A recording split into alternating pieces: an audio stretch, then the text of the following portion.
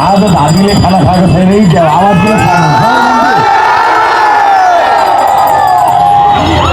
यो आवाज परिवर्तनको आवाज हो यो आवाज हिजोको फेर्ने आवाज हो यो आवाज इतिहास लेख्ने आवाज हो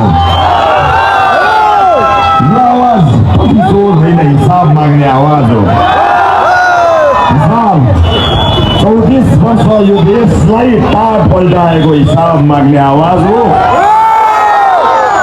नेपालीलाई देशमा बस्न नसकेर दिनदिनै रङले लखेटेको आवाज हो यो आवाज व्यक्ति र विसङ्गतिले देशलाई ढुङ्गे गराउनेहरूको विरुद्धको आवाज हो अनि यो आवाज सुशासन माग्न संसद अगाडि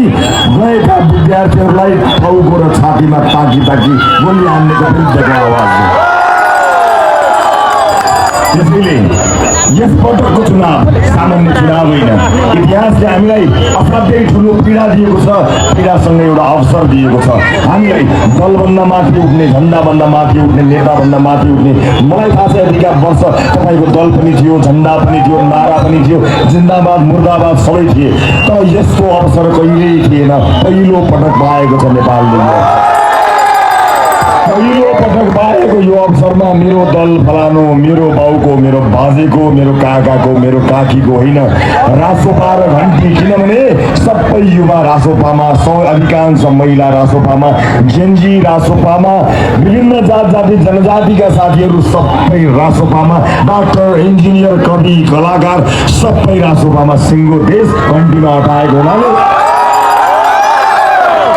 5 वर्षको स्थायी सरकारका लागि यस पटक इतिहास रच्ने गरी रासोपालाई घन्टीलाई मतदान गर्नको लागि अनुरोध गर्न म आएको छु र यहाँ यस क्षेत्रका उम्मेदवार मोनायन श्रेष्ठ यस्तो हामीलाई इतिहास रच्ने अवसर सँगसँगै एउटा होनहार मान्छेलाई संसद लैजाने अवसर दिएको छ उहाँलाई अत्यधिक मतले अत्यधिक मतले विजय गराउनुहोला भन्ने अनुरोध गर्न चाहन्छु एक सफल महिला उद्यमी जो सङ्घर्षशील महिला हुनुहुन्छ कहिल्यै हार मान्नु भएन एक जनजाति परिवारमा जन्मेर सङ्घर्ष गरेर दुःख पीडा हेरेर बुझेर पनि आज सयौं महिलाहरूलाई जागिर दिने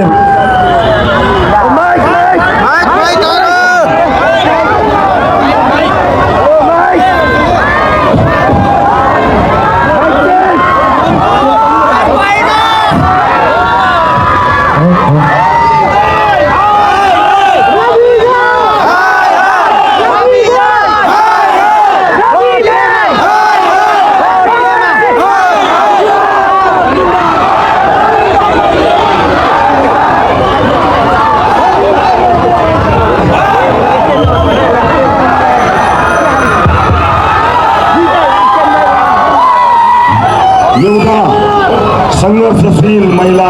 बसुमाया तामाङ समानुपातिकमा हुनुहुन्छ यसपटक उहाँहरूलाई जिताउनको निमित्त तपाईँहरूले प्रत्यक्षमा पनि र समानुपातिकमा पनि घन्टीमा मत हाल्नुहोला